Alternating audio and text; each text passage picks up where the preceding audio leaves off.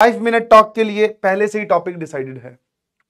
बहुत सारे बच्चों का एक क्वेरी रहती है, एक क्वेश्चन रहता है कि sir how to do analysis, ठीक है, हाँ है ना, कि जब हम टेस्ट देख के आए तो उसका एनालिसिस कैसे करें सर, आप इसके बारे में थोड़ी सी चर्चा कीजिए। मैंने कहा बिल्कुल करेंगे जी। तो आज का जो हमारा 5 मिनट टॉक है वो है टेस्ट एनालिसिस कैसे करनी है। आप टेस्ट देख के आए, उसके बाद में कुछ सवालों के जवाब आपको लिखने होते हैं, ठीक है, और ये स्टैंडर्ड क्वेश्चंस आपके सामने लिखे हुए हैं, ठीक है। टेस्ट एनालिसिस शीट बना लो, हर टेस्ट की एक शीट होगी, मतलब एक टेस्ट की एक शीट, चाहे वो मेंस का हो चाहे एडवांस का हो, एक पन्ना आपके पास में उस टेस्ट का होना चाहिए, ठीक है। अब टेस्ट नंबर लिख लो, मान लो कि तीसरे नंबर का टेस्ट है, ठीक है, जेई मेंस पैटर्न का है कि एडवांस पैटर्न का है वो भी लिख लेना, कौन सी डेट को हुआ वो भी लिख लिया।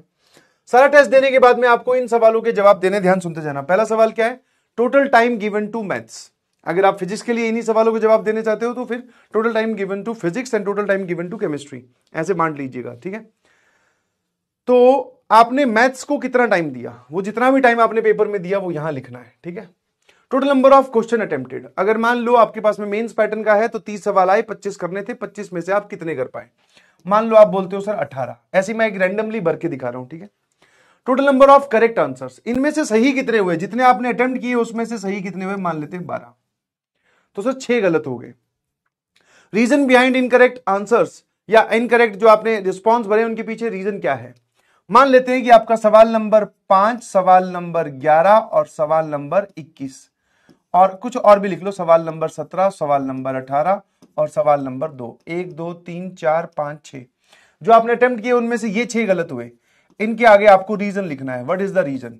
हो सकता है सर कैलकुल एरर, हमने कैलकुलेशन एरर कर दिया, रॉन्ग फॉर्मूला लगा दिया सर, ठीक है, हाँ ना, क्वेश्चन की लैंग्वेज हमने मिस रीड कर दी। मिस रीड मतलब कि पूछा कुछ और था, बता हम कुछ और आए। तो जो भी कारण है वो ऐसे लिख दीजिए, समझ गए, ताकि जब आप इस शीट को देखें तो यू नो द हर एक सवाल गलत जवाब का आपके पास में एरर रहे, मतलब रीजन रहे, समझ गए। तो ये वाला पार्ट डन हो गया। मिनिमम नंबर ऑफ क्वेश्चन जो सही हो ही जाने चाहिए थे। पेपर के वक्त तो आपको ये बात नहीं पता चलती, बट धीरे धीरे जब आप इस पे प्रैक्टिस करोगे, जब आप इसमें उतर जाओगे, एनालिसिस करने लगोगे, तो धीरे धीरे आपको सवाल के पेपर के अंदर भी ये बात पता चलेगी कि आपको कितने सवालों के जवाब पेपर के अंदर ही दे देने थे। जैसे मान लो आपने 18 किए, 18 के बाद में तुम्हें ये लग सकता है कि हाँ यार मैं ये 4 सवाल और जो छोड़ के आया हूं, जो मुझे दिखने में टफ लग रहे थे या जहां तक मैं पहुंच ही नहीं पाया, तो मैं 4 सवाल और कर सकता था, ठीक है। हाँ, the minimum number of question जो सही हो ही जाने चाहिए थे।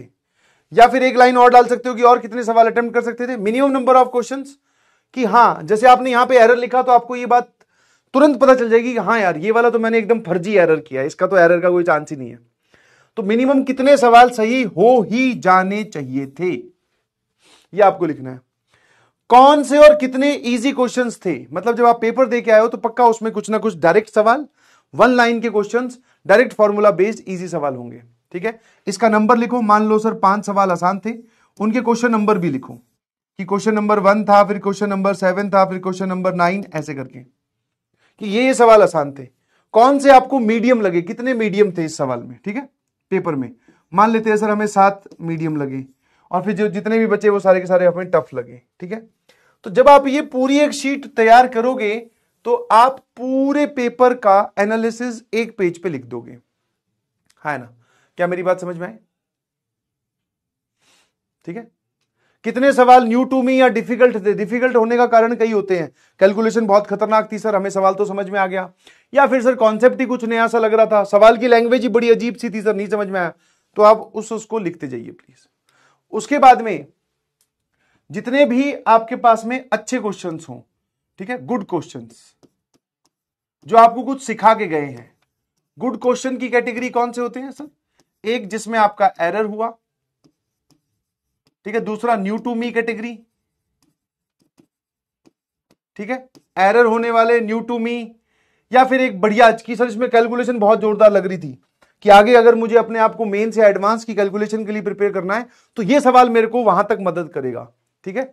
तो ऐसे करके आप उन क्वेश्चंस का एड्रेस लिख लो। एड्रेस मतलब कि क्वेश्चन पेपर नंबर तो आपने लिखा ही हुआ है कि क्वेश्चन नंबर 7 में एरर हुआ था, क्वेश्चन नंबर 10 में मुझसे एरर हुआ था, न्यू टू मी मान लेते हैं क्वेश्चन नंबर 11 है, ठीक है, हाँ ना।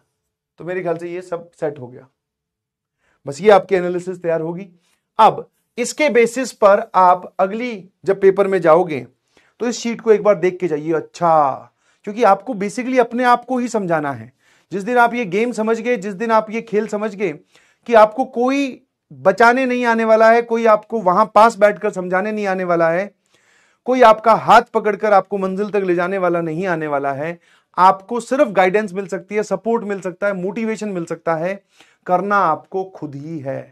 तो जब खुद ही करना है तो फिर खुद ही खुद को समझाए ना, दूसरों की हमें जरूरत ही क्यों पड़े। मन का सत्य वचन। और खुद ही खुद को कब समझाओगे?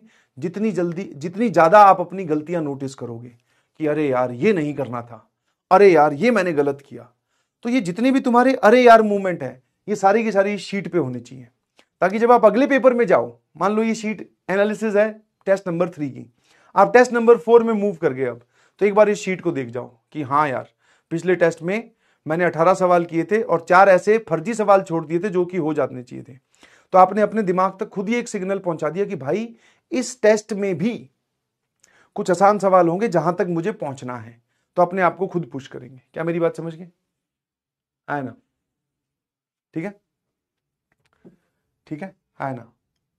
ये भी लिखना, इसमें एक चीज और लिख लेना, एक तो गुड क्वेश्चन वाला लिखना है, ठीक है, कि आपको इस टेस्ट में गुड क्वेश्चंस कौन से लगे वो वाले, और दूसरा क्वेश्चंस नंबर, मतलब कितने और कौन से एंड कितने क्वेश्चंस ने आपका टाइम वेस्ट करवाया।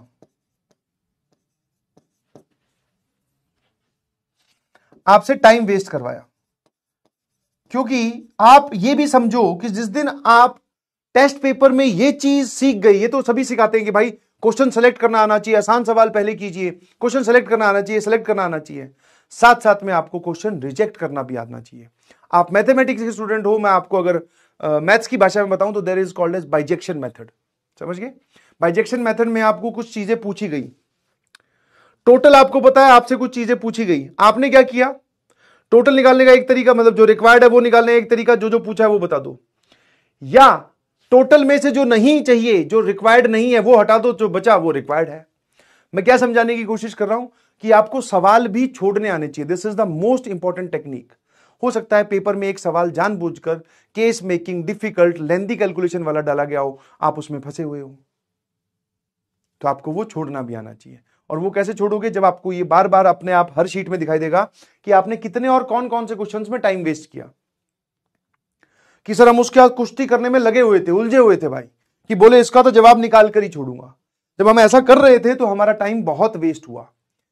बाकी जो पिछले सब्जेक्ट, मतलब आगे आने वाले सब्जेक्ट्स थे, उनमें कुछ आसान सवाल थे, जो बेचारे ऐसे ही बैठे थे, बोले आओ टिक करो, सॉल्व करो, नंबर पाओ, आगे बढ़ो। हम उन सवालों तक पहुंच नहीं पाए बिकॉज ऑफ दीज क्वेश्चंस। तो ये भी आपको एक कैटेगरी पता होनी चाहिए। इस काम को आप मिनिमाइज करते जाओ कि हाँ भाई मैं अपना टाइम कम से कम वेस्ट करूंगा पेपर के अंदर। क्या मेरी बात समझ गए? है ना? Is this clear to everyone?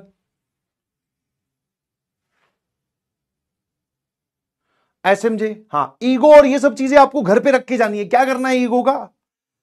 तुम एक चीज समझो ना भाई, जब तुम पेपर दे के आते हो सब लोग, रिजल्ट सेलिब्रेशन भी होता है, और जब भी कोई चीजें होती है तो आपकी रैंक दिखाई जाती है, या रैंक ही सामने वाला पूछता है, हाँ भाई कितनी रैंक आई, कौन सा आईआईटी मिल रहा है, कौन सा एनआईटी मिल रहा है। आईआईटी, एनआईटी और ब्रांच आपकी रैंक डिसाइड करती है। एक मिनिमम नंबर आपके तीनों सब्जेक्ट में हो तो अच्छी आती है रैंक, बट ये थोड़ी पूछता बता भाई तेरे मैथ्स में कितने आए, बता तूने मैथ्स में वो इस पेपर में सबसे डिफिकल्ट क्वेश्चन था वो तुझसे हुआ कि नहीं। कभी देखा कितने इंटरव्यू सुन लिए, कभी किसी ने ये पूछते देखा? नो। तो थोड़ा सा आप सेलेक्टिव बनो कि हाँ यार हमारा गेम क्या और हमें टारगेट क्या करना है। ये नहीं है कि आप, पता चला कि सर मोस्ट डिफिकल्ट क्वेश्चन आए हुए थे मैथ में 5, हमने पांचों के पांचों सही कर दिए, 5 × 4 20 नंबर तो तुम्हारे आ गए। अच्छी बात है, तुम्हें नॉलेज है।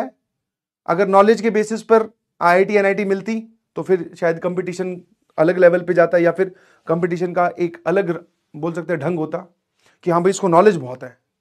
समझ में आएगी? नहीं समझ में? आपको अगर आपकी नॉलेज ही चेक करनी होती तो बेटा आप रिटन टेस्ट नहीं लेते आईआईटी वाले, आपसे इंटरव्यू लेते। फिर बोले आ जाओ सामने बैठ जाओ, बोले क्या आता है, कौन सा चैप्टर आता है, बोले सर मुझे तो ना, मुझे फिजिकल केमिस्ट्री सर पूरी आती है, मैंने 50 किताब पढ़ दी है। तो वो ठीक है, तुमसे फिजिकल केमिस्ट्री के सवाल पूछे, इन डेप्थ जा जाके पूछे। तो नॉलेज होनी चाहिए, that is the requirement, but that is not the only requirement. आपको उस नॉलेज को रैंक्स में या मार्क्स में कन्वर्ट करना भी आना चाहिए, जो कि आप धीरे धीरे टेस्ट से सीखेंगे। समझ में आया? और जो बच्चे टेस्ट नहीं दे रहे, मेरी उनसे हाथ जोड़कर एकदम बोलते हैं ना हाथ जोड़कर एकदम सविनय निवेदन है, जो बचपन में हम लिखते थे कि प्लीज टेस्ट देना स्टार्ट कीजिए। आप अगर अपनी तैयारी बहुत वेट कर रहे हो कि जिस दिन मेरी तैयारी पूरी होगी उस दिन मैं टेस्ट दूंगा या दूंगी, तो वो दिन तो कभी नहीं आने वाला। जिस दिन तुम जेई मेंस का और जेई एडवांस का पेपर देने जा रहे होंगे, तब भी आपको ये बात फील हो जाएगी, महसूस हो जाएगी कि हाँ सर, आज भी मेरी तैयारी जो है वो फुलफिल्ड या 100% नहीं है। तो हमें आधी अधूरी तैयारी के साथ ही मैदान में उतरना होता है, और यही हमें सीखना है। ऐसे मुझे लिखकर भेजिएगा प्लीज।